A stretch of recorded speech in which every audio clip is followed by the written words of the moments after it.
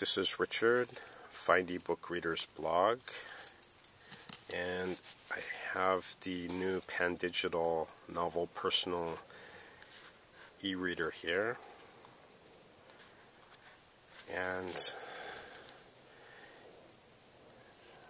you can see it's a little bit thick and kind of boxy. At the top you have your power switch, mini USB, mini SD card, and earphone jacks. On the back you have a reset hole, which fortunately I have not had to use. Along the bottom here you have a return key or a back key. You have a refresh in case you need to refresh the screen. Search key, options key, sound, and then your page turning buttons. It also has a touch screen, which is actually quite good. There's no glare and it's pretty responsive. This is the home screen. You have, first of all, it's kind of curious. There's a bookstore and a shop B&N, which both take you to Barnes & Noble. The bookstore seems to be mainly focused on recent releases and bestsellers, whereas if you need to search for something, then you use the shop B&N app. It's kind of strange. There's also a reader app up here in the corner that's used for PDFs or anything pretty much that you didn't buy at Barnes & Noble. There's 2 pages on the home screen. You have also a calendar, Sudoku, email, your contacts, has an alarm, has a file manager here. Okay, this is the library. This is the list mode. There's also a cover view, which is kind of useless because a lot of the books you really can't read the titles on it. The touch screen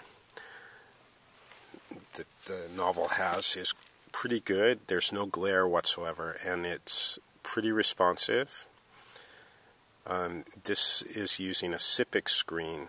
It's not e-ink. I mean, it's not from the e-ink holdings. It's a different kind of e-paper, different technology. It looks similar, but if you compare to the Kindle 3, I'm not sure how much you're going to notice this in the lighting here, but the Kindle 3 is much lighter. It has less gray, so the contrast is much better. And I think the font looks better too. One thing I'm noticing is it seems to be forgetting my last page read. Because I've had this book open before, and now it opened again at the cover.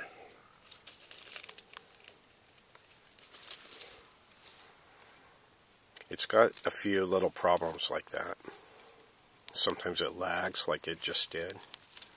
The lag is really bad if you're working with PDFs. Okay. Now, one thing, if you need a large font, as you see on the Kindle, I have like the largest size font. I'm going to set the font with the Pandigital. You have 5 different font sizes. This is a medium. I'll put the XX large.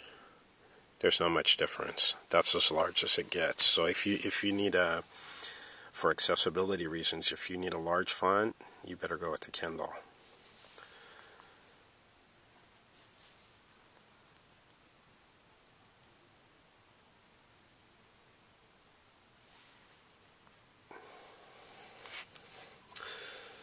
Okay, the Kindle also, it's thinner, you can see.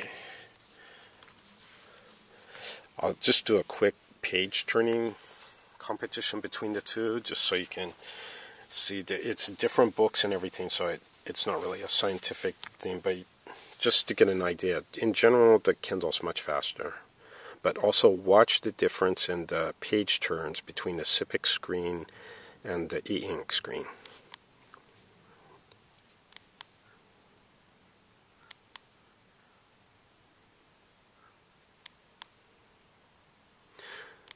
the Kindle, well, normally it's faster. Right now it seems, the Pandigital, it seems to fluctuate. Sometimes it really lags, sometimes it's much faster. I'm not sure what that's about. If you notice, the Kindle fades to black.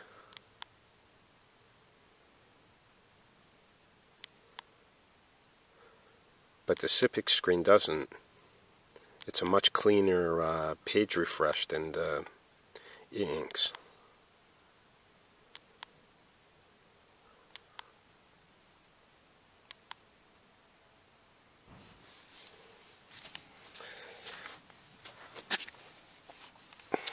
One problem I have with the Pandigital is that the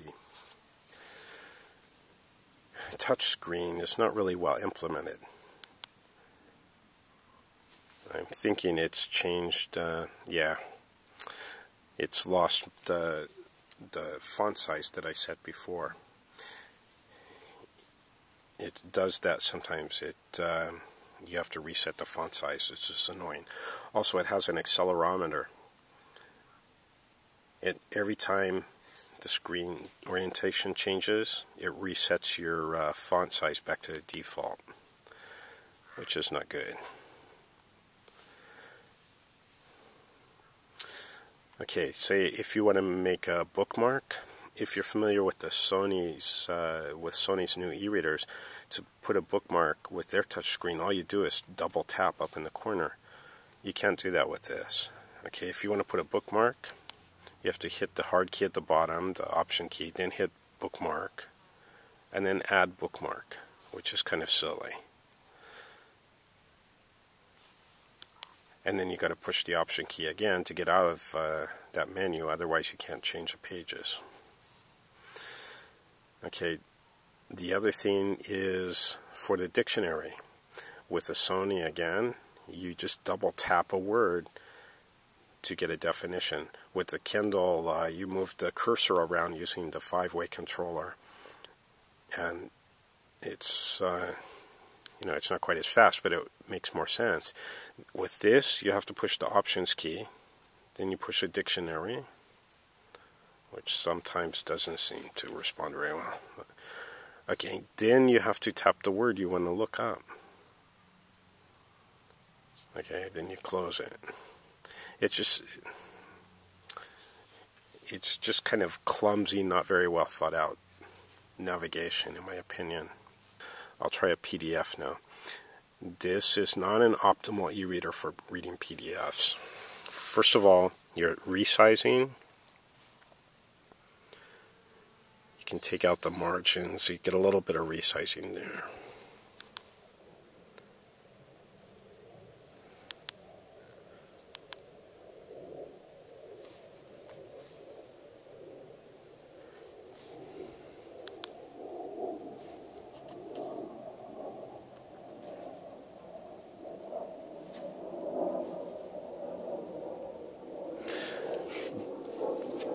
Okay, basically, if you zoom in, which I just did, I didn't have the options on the screen, so I had to use the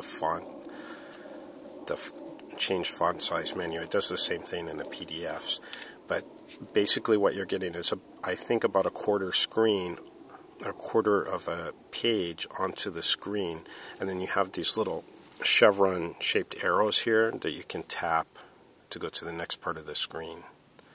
This looks like it's actually less than quarter screen. It's probably a sixth of a screen or something. Okay, but anyway, obviously, if you need to do a lot of PDFs, this is going to get pretty annoying.